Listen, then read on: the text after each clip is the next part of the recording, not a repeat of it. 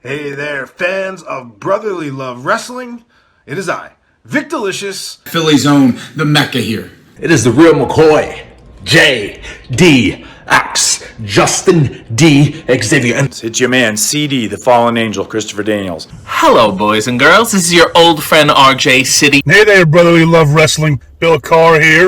Hey everyone, this is two-time guest Wheeler Yuta. Two bozos from Philadelphia flapping their gums about pro wrestling this, pro wrestling that. Which is not that unique in the grand scheme of things yet. You are in for a treat because you're tuned in to Brotherly Love Wrestling. Philadelphia, are you ready? No!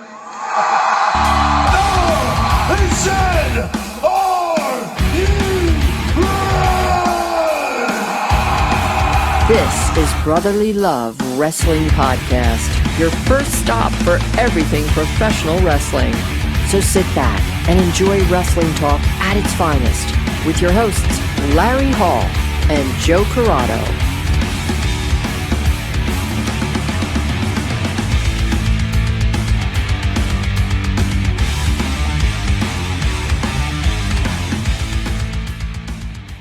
Welcome, everybody, to Brotherly Love Wrestling. On our show today, as you see from our shirts, we have returning guests, the one and only version of the now Vik Dalishus Hale Collins. Guys, welcome back. Good to see you guys. Nice to see you, boys. You know what, Larry? I fucked up. What's that? I meant to text you before we started this to have you make a graphic of Theory's face with the big like circle and cross through it and put it up in like the four corners of the fucking screen. You like, do realize, like, I do edit the show. I know I don't cut anything out, but I edit the show. You could have just texted it to me, told me it. You know what? And I would just done it anyway. Touche. As the graphic appears now. Yeah, exactly. It's just speed across there real fast, like it's and then pause and break. I'll just have it circle. Dickhead. Yeah. Yeah, it'll pop up, it'll spin with his stupid face, and then the X will come right over it. Cross there him we out. Go. Nice, like the DX censored ones. Exactly. Yeah. I love it. Sold. Man, we wasted all the good material before we started recording. Now, yeah. yeah. Are we gonna start with that? Or are we gonna? Yeah, let's get that out of the way first.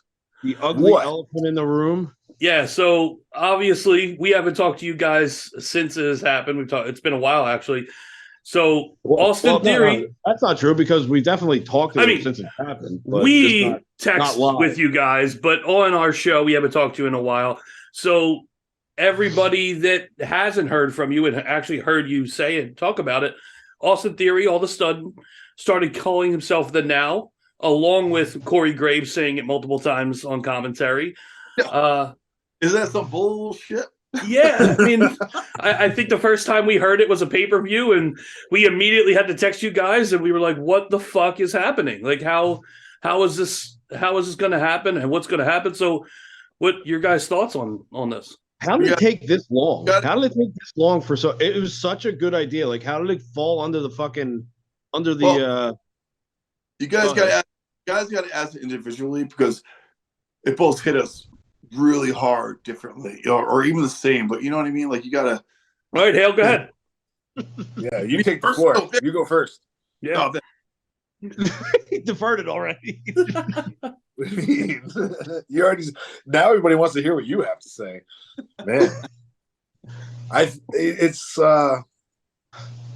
clearly we've had it copyright or trademarked since 2007. It's an idea that we've told the story many times of how Hale came up with it originally, how we got together as a team, how all this. The whole story of how we've been the Now, and we have been a team as the Now for well over 15 years doing this gimmick, still actively doing it on NWA television, like as we speak right now.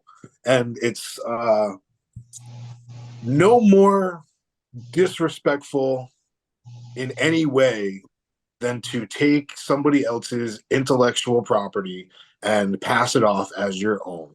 There's nothing lower in this profession than doing that. It is a complete lack of creativity, originality, effort.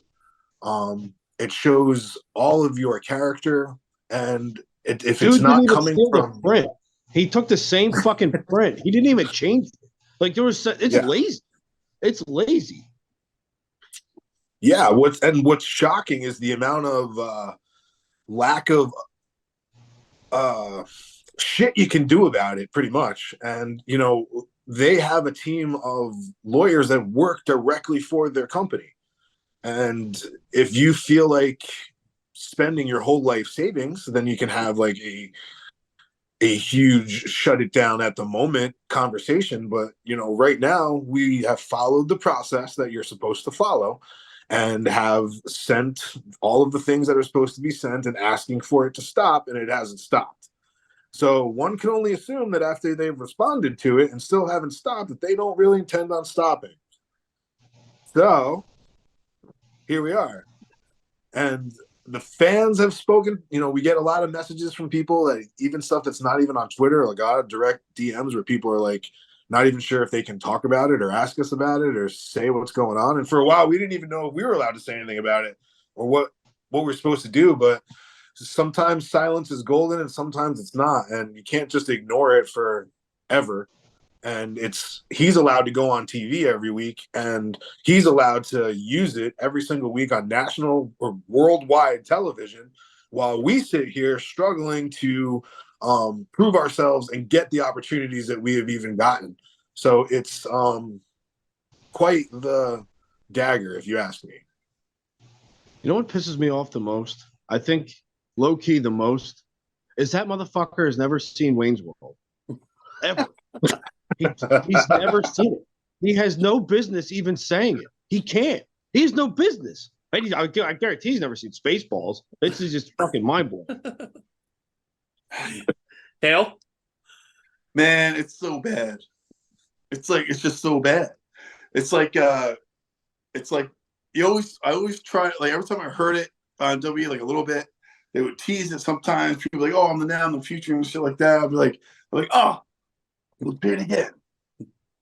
Don't say it again. I did that for years, and every like TNA, everything, and like everybody, a lot of individuals came close on doing it, And I remember like we went to TNA in like 2009, 8, I can't remember, and like we went to TNA, and like they were asking us like, "What's your gimmick? What's your gimmick?" And like so, like Vic and I were very prepared because we wanted to like give our gimmick to them. Like, here, this is what we got. So we wrote it all out so they could understand it. Here it is. Like, we only got one shot. So I want to show everybody that we're marketable. Like, hey, we got a gimmick. I want to say tag team specialists even more now than then. So I'm like, so they came back with us. They came back and told us, hey, you should never give an idea like that to something you're not signed to. You're giving something away for free. And then I'm like, what the flying fuck? Like, you tell us to do one thing and then you tell us not to do. So I'm all confused. Like, did I blow a spot? I'm confused. So like 2 weeks later or 3 weeks later, we're waiting. And then I guess they must have found out, maybe possibly this is all hypothetical, assuming it could be nothing. It could be me overthinking. I don't really understand. But 3 weeks later, Generation Me debuted. So from the Young Bucks. So like I'm not sure where that came from. I'm sure, I'm not really sure, but they were Generation Me, where like that was our concept. The now, it's like everything that represents right now, the individual, like who you are. So I was like, wow, it's kind of like a different version, but it's just so coincidental, because they were looking at the tag team. So I'm like, whatever. But it's Generation Me, whatever. We didn't get the spot for TNA, but like that was fine. No hard feelings. But it was like, well, part of that was also that we had part of the idea was that we were the instant gratification generation. So we were talking about it being instant gratification, everything being right now and being all about us, and it got translated into a Generation Me concept. That's how it's. Yeah, I don't want I totally understand that, and I totally agree with you, but I'm not going to give us that credit to come up with the idea, because that could have been an idea that came up somewhere something else, but somehow coincidental, it just happened that way. Mm-hmm. So I'm like, all right, whatever. We still got the now, we're still doing it. So like we went through like the motions and everything. So then like, but in our heads, we're like, this is a really remarkable gimmick. And a lot of guys, a lot of veterans and shit, they're all like, you guys have been doing it for so long, try something different, try something new. And I was always like, yeah, that's true. That's 100% true. But I still believe in it. I still believe in the concept. And I appreciate you guys reaching out to me when I was sitting there, during a House of Hardcore show. You guys came out to be like, yo, we love the concept. We get it. We understand. And that's what built our relationship with you guys, because like that was like the beginning of everything that Brother Love and the Now have. Because like you guys believe, you guys got it. And I'm like, yes, you guys get it. I feel like there's a fan thing here. Like we can participate easy. Because Vic and I were always like, let's give them something to chant. Like give them something to be involved in. Not only that, but let's get people involved in the person who they are that represents Now. We truly believed it. We truly believed in the whole thing. So that's why we trademarked it. Like how many indie guys trademarked their stuff? I don't know. I can't speak for them. But we truly believed it, and we trademarked it in 2005. And the reason why I trademarked it in 2005 is because Ron DeFone, who was the video guy for ECW, who I made pizza for somehow, different story. But he was like, I was like, here's the idea. Ron DeFone was like, you got to trademark that. So like, I'm like, yeah, it's good, So like, we believed in it. We never let go, and we just needed the opportunity to show it on global television. And now they're trying to put it over in WWE. It's a compliment in a way, Yeah, but it's not helping you. That's business. So it's like, hey, bring us in or something, or something, like communicate with us in some way. Or throw some cash at you. Buy it. Yeah. Something. Yeah. Speaking of which, you name dropped pizza, and it doesn't look like you've had pizza in a while, though. Hale, you're withering away. What's this diet doing to you? Well, I still sneak some slices, but like, You have pizza under your bed at the moment, don't you? Huh? I said you have pizza under your bed at the moment, just ready for you. Wait. God, I hope that's true. Man. So well, now that you got us all fired up. Yeah, exactly. Yeah, I mean, if we fired you up and then kind of brought you down all in the same topic. Well, it's kind of like wait and see, right? We don't have a resolution to it, and I'm pretty sure they're never going to let him be in the same place as us at the same time. Yeah, but it's not his fault. Could be what? But Hell, you're too humble for this. Come on. Show some fucking fire. It is disrespectful. It is, but all right, Larry. We're gonna need you to grab the reins on this one. That's fine. So Vic, you had your return match. You were down and out for a little bit, but you just returned at ISPW, their latest St. Valentine's event. It was, right? Yes, it was. And you were thrown into and made a triple threat for the Tri-State Championship? Yes, right out of nowhere. I was very last minute addition. So once I was like good to go, I was good to go and didn't waste any time. Good speedy recovery this time. Your whatever you're doing is working. Yeah, man, I had a pretty crazy ride there. This was a long deal. I don't know, like I haven't even told that story at all, but I don't know if this is the place for it. But I had just a little injury kind of thing that turned into a way bigger thing, and you know, my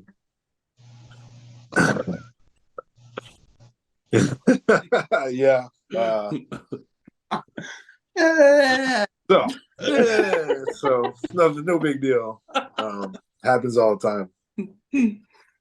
So I had with you guys know about my leg and how I broke my leg and all that good stuff and how I had an infection, all that good stuff. Well, part of the run that we've been having is that I've gotten a lot of my agility and a lot of my movement back and a lot of really good stuff by, you know, being sober and losing the weight and all the good stuff that's happened to me. But I wanted to every time I would do some certain moves, I had just like pain in my foot, like just right where this screw was. So I had an orthopedist who said he could take the screw out and it would be about a 10-minute surgery.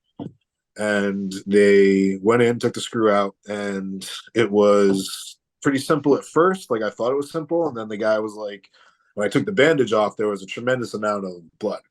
And what happened is that my body healed really well. So the bone grew over the screw that was in there. So to get the screw out, they have to shave away your bone to get to the screw head. And that causes a lot of bleeding. And with that, you don't say. Yeah, like with that, shaving the bone off your foot. I feel like that would be easy. Yeah, you'd think it would be something easy, but routine. No. They do it all the time. I go in to get my foot. I get my feet shaved all the time. That bone just gets irritating. I have to interject. When I heard the news, he was getting a screw out. Like Vic was like, "Yo, I'm just getting like this quick screw out in my ankle," and I'm like, "Ah, all right." But if he added in, they're gonna like go in there and like shave the bone. I think I would have been like, "Huh? Let me think about this for 5 seconds." Hold on. Yeah. Well, the thing was, is they didn't give me any kind of a restriction. This doctor led me to believe that it was something that was pretty easy and simple to recover from. Routine. And I even wrestled. I wrestled a few weeks afterwards. And we all know, like, let's just put this out there. A screw is a fastener. It's holding something together. Like screws, that's what screws do. It was at one point. At one point it was. But it wasn't functional anymore. It was really just a pain in the ass. It was a non-functional screw. Yeah. Really just kind of just being annoying. Yeah, but really long story short, it got infected. So the infection on my ankle, at first they thought that it was one kind of a bacteria, and they put a wound vac on so that my leg would close up. And it turned out that I am in a 1% of people who had 2 gram-positive and gram-negative bacteria growing in their body at the exact same time. So when they took off the wound vac, I had E. coli growing on my leg, and my body was going septic, and I had to go right then into. They say I was in ICU for like just because they didn't have any beds, but I don't know if I believe them because I was in a pretty bad one. The infection was pretty bad. It went on for 2 weeks, and I was back and forth with the whole how bad the infection was going to be, what it was going to do to my bone, all that stuff. So it went all the way through Christmas, or about to Christmas. So it was tough. And now it was been like all about kind of recovery. So I got at home. I had a PICC line put in, so I was at home for 6 weeks with antibiotics, the strongest ones you could get. What's a PICC line? What's that? What's a PICC line? It was in my arm right here. It's a line that goes in so that you can give yourself trend. Shots pretty much. Yeah, trend. I wish it was trend. Nothing better than some antibiotics and anabolics all at the same time. So from there, I also was prescribed a hyperbaric chamber. So I did 30 days in the hyperbaric chamber. 90. You were locked up? They put you. Yeah, you go into a. Wait, I still didn't really have you explain to me what the chamber really is. Why'd you go Macho Man with that? It looks like this. It looks like this. I love it. It looks just like a glass chamber like this, and you put your body inside. Okay. Your whole on body? both ends, and there's a TV on the top so you can like watch, but it's pressurized. So What? This is in your house? No, this was at the. I had to go to a wound care center for this. Oh, I thought they like just airmailed you a fucking hyperventilation chamber. What is it called again? Hyperbaric. Gotcha. But they airmailed me Close. everything else, dude. Like they had these people like that had medicine at my house the day I got out of the hospital. They like hand delivered it. Wow. Well, Very yeah, impressive. they fucked you up. They better deliver it. You got a bad leg. Yeah. I think that was part of it. Yeah. Here, we'll make you come on your fucking bum leg to come get the medicine. You damn right they better fucking ship it to you, and a hyperventilation chamber. Yeah. Well, the hyperbaric chamber thing is pretty cool because it helps your body repair not just in where my leg was, but all over my body. What it does is it allows the white blood cells to just kind of take a chill pill, and the blood plasma in your body absorbs all of the extra oxygen. So it's as if you're pressurized down to 33 feet in the ocean, and bacteria can't grow in that environment. So that's why it was used for my leg.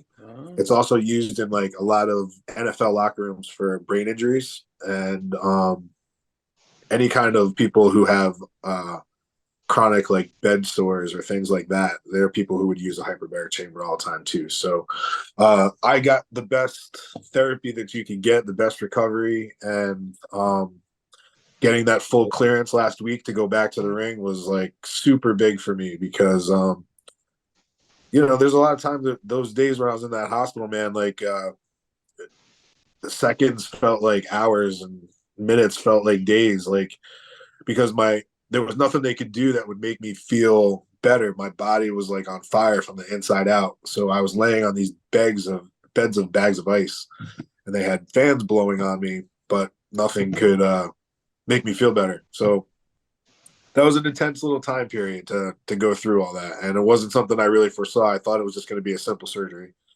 So it should teach you all out there that if you're going to have anybody ever cut into your body, make sure that you are well aware of it and you take every precaution in the world. Even when I was trying to be safe. Like the back of an alley. I was.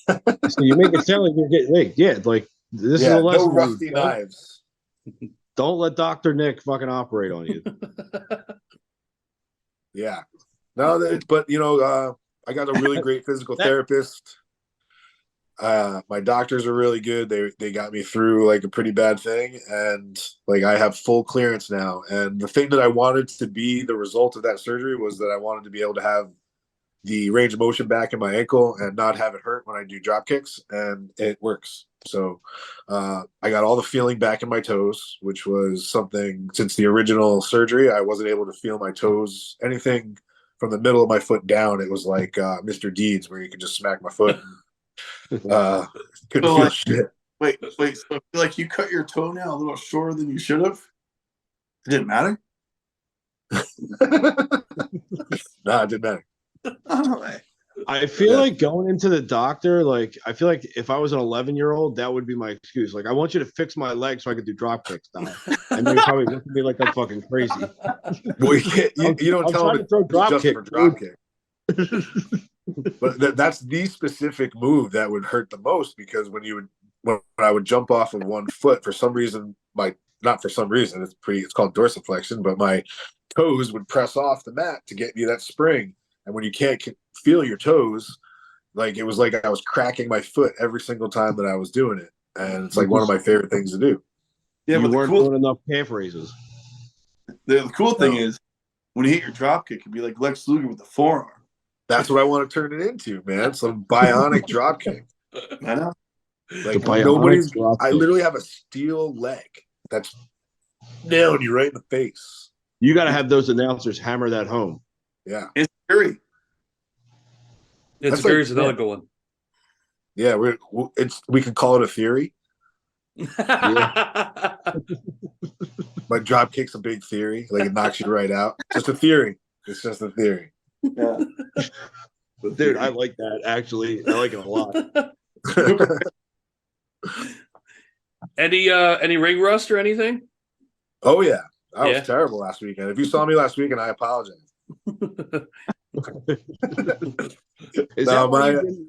Spoiler alert. that why you didn't win? Yes, I just Don't answer that. Yeah, I can't remember. yeah, I don't know what happened. Amnesia. Next thing I know, I'm Just like sitting that. here at this table talking to you. Yeah. You poor bastard. Now ISPW is really cool to let me get in there and like get that rust off and like feel confident. Like what it did for my own self-confidence and for all that stuff was great.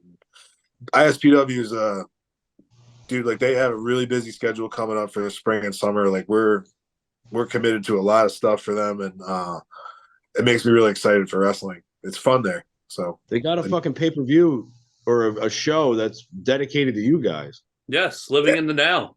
Yeah, it's awesome. And, like ISPW is really cool because it's up and coming, and he has like a lot of awesome dates lined up, and like it could totally create a huge fan following if people give it an opportunity. So it's pretty cool because like I think this is the year where like he's gonna really take notice. Time Fiero. And I mean, also at that, obviously the event named after you guys is we have a title match, the title match that night. Hale Collins goes up for the heavyweight title of ISPW. That's pretty big for you, especially against a guy like Bull James. What do you think of going in? Well, it's different because like I wrestled Bull like 15 years ago, and like he was like like just I'm sure he hasn't changed at all. No, big guy.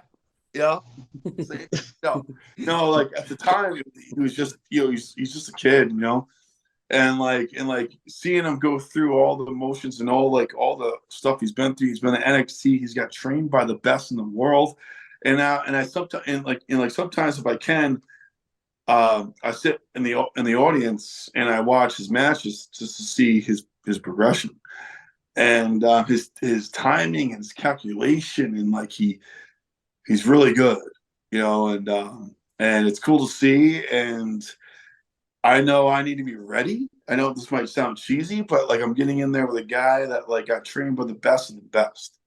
So I can't go in there like, and not be able to be on that level, if that makes sense. So like that's why, like you say, like I'm you don't see much pizza eating in me right now, because I'm taking this pretty serious, because not every day you get in the ring with someone who got trained by the guys you got trained with. And I'm sure he's thinking, yeah, you got in the ring with me 15 years ago. And if you think I'm like that now, you're in for a rude awakening. And I know that. I know that. And I know that. And I know that. And I know that. And he has a chip on his shoulder to some shit that, it's a bunch of bullshit. So like, no point intended, but like, so we're like, we both have something to prove in different ways, if that makes sense. Oh, we've seen title chasing Hale before, ready to do anything to win, even blow out his arm off of a ladder. Yeah. So is this the mentality that you're taking with you? Yeah. So like by any means necessary. Well, I'm hoping he's looking at it as like, oh hell, he's been around for 23 years. Oh, I'll give him his spot, And plus, I possibly, have these thoughts, but like, no, I'm gonna be pretty fucking ready when I face him. So, I gotta say, Hale, that loss to Darby Allin at Northeast Wrestling. Shut up! Okay, a spoiler alert for how many years ago? Yeah, but like, it's never happened.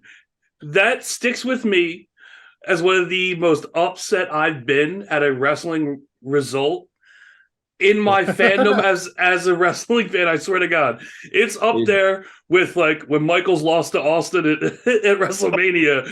I was so pissed that you lost to Darby Allin. I was. He's really hammering this home, Hale. If you hadn't noticed. Yeah, I'm pretty fucked up about it too. Okay. I dislocated my hip and I popped it back in place on the fly just to roll into how that guy fly on my fucking stomach and my chest that pinned me in my hometown. Oh, trust me, I get it. I'm as traumatized as this, but it's like I need some kind of redemption. So like so it's in my head that I can't have this happen again. So I have a lot. I have a lot to prove, in many levels here. Okay, so like it's not just this, not just that. And plus I want to make like a great match out of it to like help ISPW fans want to come back again.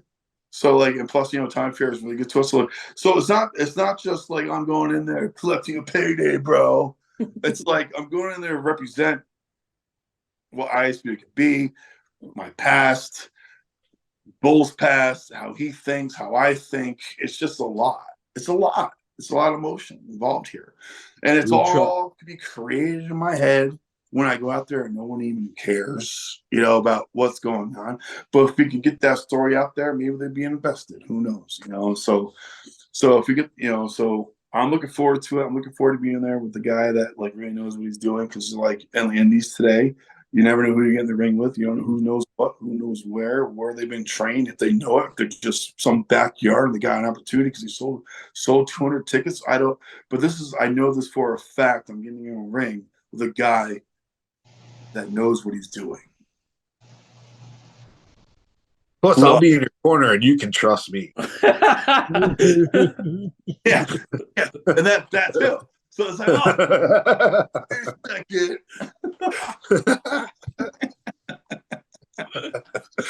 wait a second. Wait a second. Don't think that thing. Trusting Vic, considering the first time we ever saw Vic, he snot rocketed on the fan in front of us. But we can trust Vic to not do something underhanded at all. He didn't snot rocket on Hale, though. I mean, he can still trust him. That's true. The fans can't trust him. Yeah. He spit at me. So look, Vic, I tried to defend you and they squashed it. You hit me with a wet floor sign harder than I did hit with anything ever. You hit your friends harder than you hit anyone else. Oh, ever. Anything, ever. Just living the now. What are we doing? Still to this day. You were in a hyperbolic chamber. You're fucking, all your concussion protocols are gone. You're fucking. That's true. I'm fixing it. Yo, I'm superhero. I'm like, give me the chamber. You can get it. You just got to pay for it. Yeah, but I mean, I could sneak in there. Maybe like a. You guys should have went in all together. repaired. I'm like, I even aged backwards. I'm like, I'm 20. No, there's no wrinkles. Just the hat. I think it's the hat. Oh man, that's the best. I don't know. All I hear is Vic he's flashing fucking NWA money at us. Yeah, it's that big NWA money deal. He's talking about chambers and shit. I don't know, man. He's big timing us. Trying to get that world tag team title run. Well, I mean, it's not like you don't have a chance. Yeah. I do want to talk about you guys with ISPW past living in the now, because May 6th, you guys got a big tag team match announced. And me and Joe are so bummed because we were planning on going until we saw, or when he realized what it was, it's his daughter's birthday that day. So unfortunately, we won't be able to come out and make it. But you guys, you got Powers of Pain, right? God damn it. What? Wait, what day is this? May 6th? May 6th. That's your daughter's birthday? She's the 3rd, but we're doing the party the 6th. Oh, That's awesome. So if you could just pay homage to me in some fashion. Okay. I want to see a doomsday device. Can we get a doomsday device? No, not at all. Not on me. Come on. Yeah, I'll be animal if you want. What are you hold do? somebody. Yeah. You got Hale can come off the top. You just lift them up. You got the easy No problem. part. No There problem. we go. You got rehabilitated legs. You're good. Just get your squats in. I'll be getting my squat. son. Don't you worry. Are you a barefooted squatter? Ew. No, I don't do that. But I do wear the bands around my thighs. Oh, well, you have to. You once you get a certain age, you got to get the knee wraps. Yeah. Oh, right, those two. I don't have those. I got like the hip ones that keep your hips like in a circle. Oh, geez, you're geriatric at this point. Jesus. It's all them mankind elbows off the apron to the floor. Dude, he just didn't care about his body at all. I still to this day, you watch it back. Like, how did he consciously do that all the time? All the time. Like all the time. He didn't care. He made Vince so much money by just destroying his fucking body. Dude, watch those matches in WCW in like 1993 though, when he was like wrestling Max Payne and Nasty Boys. Dude. It was, or when Vader powerbombed him on the cement. And Vader didn't about anybody. Vader just he just threw it. He didn't care what the fuck we were doing. That shit was crazy. Watching him back in Japan, like that was like prime Vader. Like he was able to do it. He was able to fucking throw the fucking haymakers. He was the worst in WWF though. Mm-hmm. You think? Nobody liked Vader in the WWF. Not one person. Well, who? Like I didn't think Vader was. You thought Vader was a badass in WWF?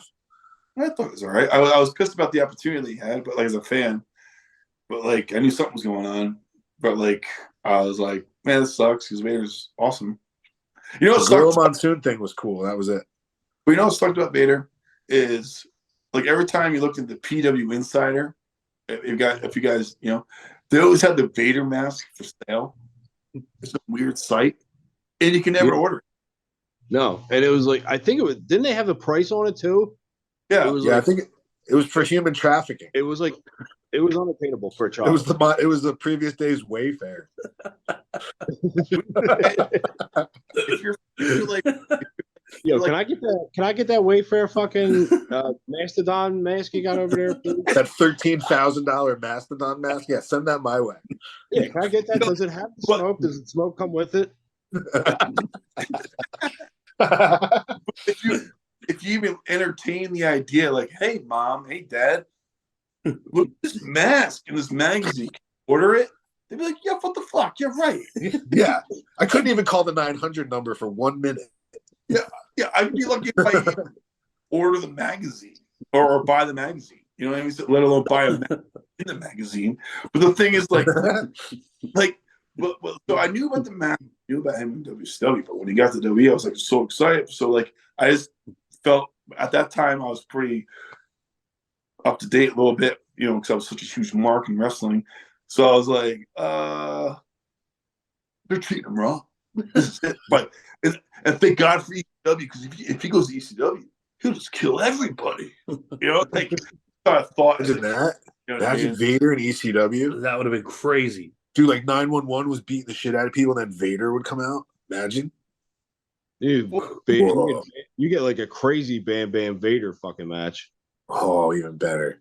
Yeah, but like, you know, but it's like that's shit I thought about as a kid. So like, when ECW happened, I was like, thank God, because none of that Vader shit happened.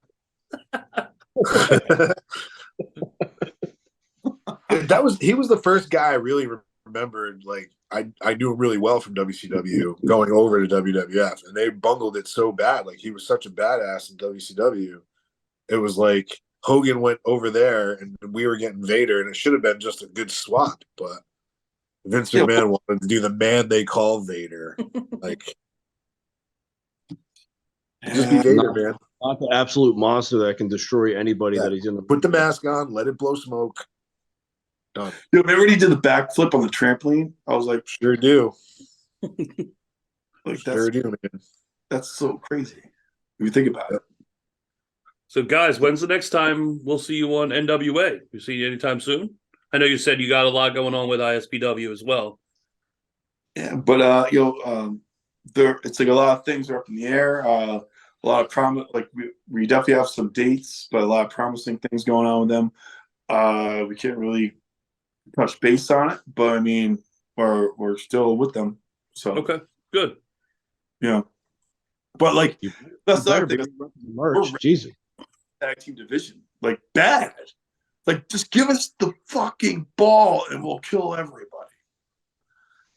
Yeah, I'm a big fan of that idea.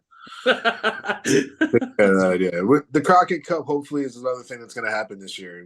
There's no confirmation of it, but last year being in that Crockett Cup against the Briscoes in the very first round, and then having all the things that have gone on in the last year and where we've come, there's a really good story I want to tell there, and I think that it's a really good chance to show everybody what we're made of. So, yeah, you think they should dedicate the Crockett Cup to the Briscoes? Well, think of the Crockett Cup last year. You had the best tag team, maybe in history ever, or at that time, definitely the best tag team there was. And then you got us, and they decided, the best tag team that nobody knew about. Yeah, but they started off the tournament with us versus each other. But if they started us here, and they started the Briscoes here, it would have been like this. Do. You know what I'm saying? Then we would have lost, unfortunately, to the Briscoes. But we would beat every team up the ladder. We just started off with the best tag team in the world. So it's pretty brag race that we lost the Crockett Cup to the best tag team in the world. Not only that, the winners. So, that's right. So it's like, if you guys are following me, if they put us in that Crockett Cup again, who's going to beat us? And we held our own with it. We held our own with them. Like it wasn't just like a squash match or we'll give you this, guys. You know, it was. We've held our own with every team we've been in there with in the NWA too. So yeah, and we were last time we won the last 2 tag matches. So we're on a roll. Like it was like we won. It's time to come back. Your progression's mind-boggling sometimes. What? What? How you get to the end is like sometimes just like mind-boggling. Like you skip the king of the yada yada. Like you just skip over a bunch of different things and then you get to the end. It works. We win. Where are we now?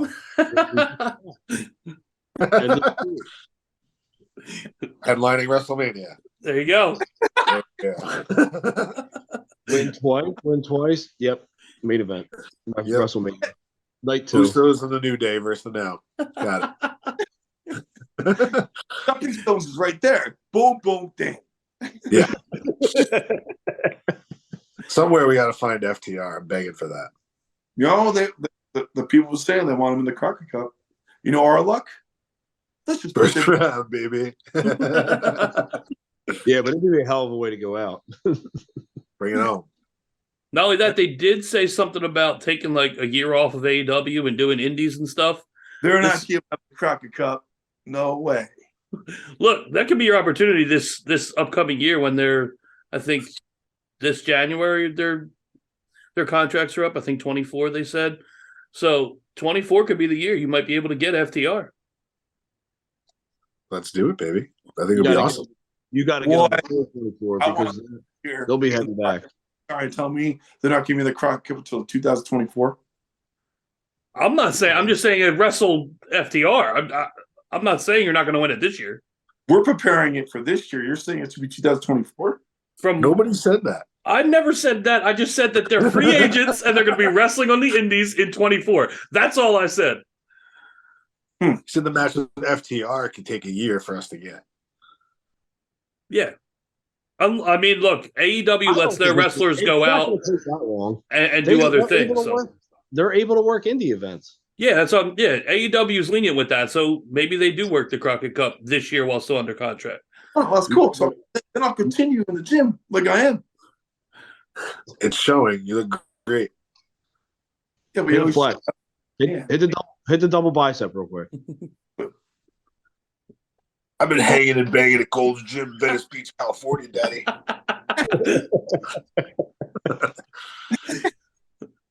Love it. Wouldn't have been a complete show without it.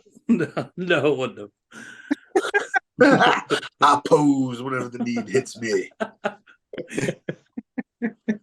Oh man, you guys could definitely make it like anywhere. It's easy. Like I feel like it's easy.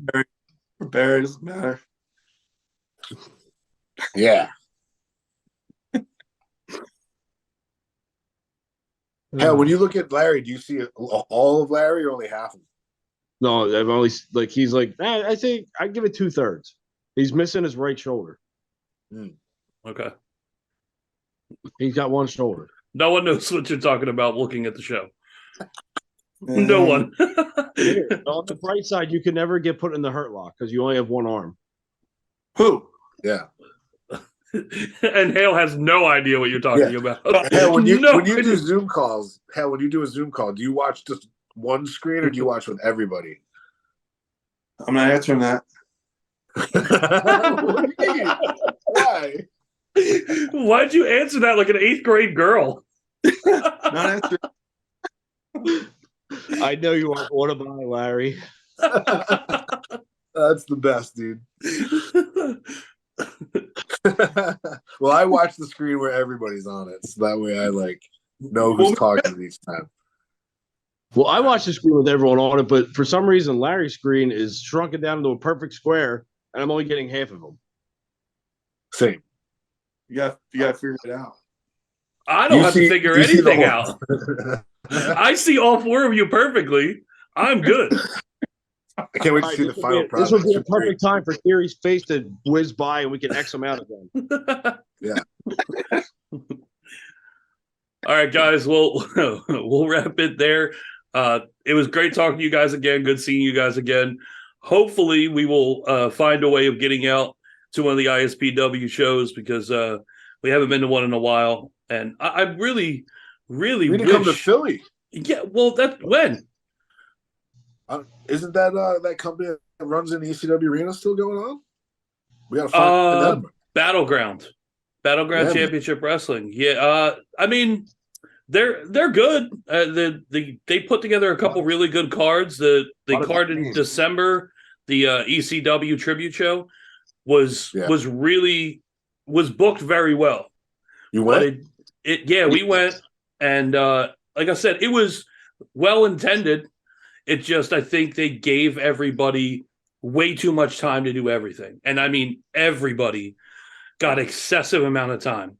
So like the entrances were for about 40 minutes.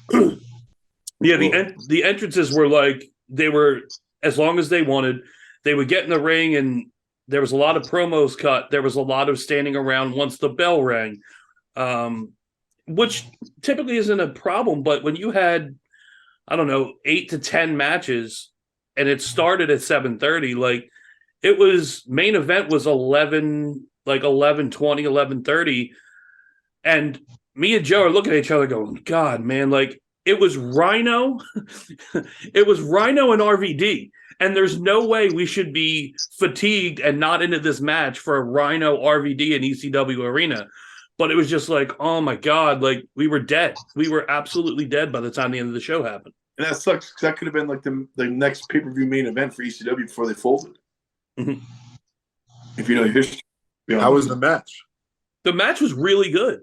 But it just, I think it was like a 27 to 30 minute match, which I typically wouldn't complain about. But like and then they did the RVD Hall of Fame induction into the Hardcore Hall of Fame. So they raised his banner as well. And that was done in the beginning of the night. Like there was just, the pacing was just a little much. Like they needed to cut, if they cut like a half hour off of the show and just cut back a little bit each way, it would have been nonstop and great. But it just seemed like a lot of different segments just took too long. And even some of the ECW guys they brought out kind of fell flat. Like even 911, you figure a guy like 911. I don't think a lot of people knew who he was, though. I think no. That was like 911 is like 94, maybe 95. Yeah, his son, Big Vin, was wrestling, and 911 came out, and the pop was not. I was like, no one reacted. Like the reaction was just. Well, you're talking a long time ago here. I know, but when you're promoting ECW, a tribute to ECW, you would think majority of the crowd would be, you know what I mean, the ECW diehards. This was the ECW crowd that was the WWE ECW crowd. Yeah, basically. They came there because they know Rob Van Dam, they know Rhino, only because they've been on national television. But they probably didn't watch them back in their ECW days. You want to know what's the fun thing to do? Like when I'm walking around the ring and shit, and I see like a fan with like an ECW shirt or something. I look at it, I'm like, oh wow, no way, you get it. Let me see the tag.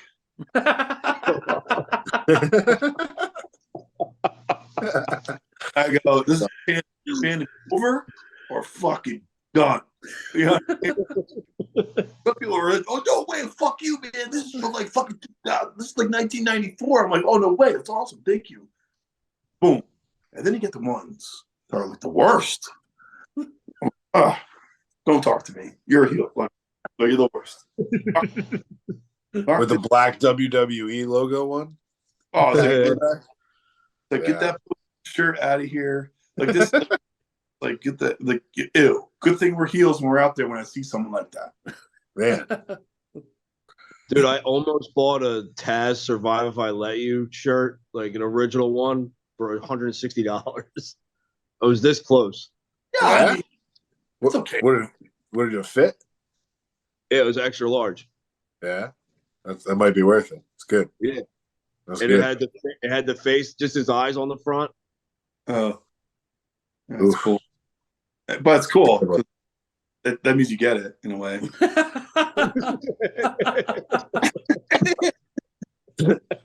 Yo, you get it, man. You know, only in a way. He couldn't even give me the full fucking compliment. Yeah. He had to like. Now he's falling. Bone fell. All right, guys. Thank you so much again, and hopefully we'll be seeing you. We'll definitely be talking to you soon. Have a good night. Thank you, guys. All right, thanks, guys. Always a pleasure.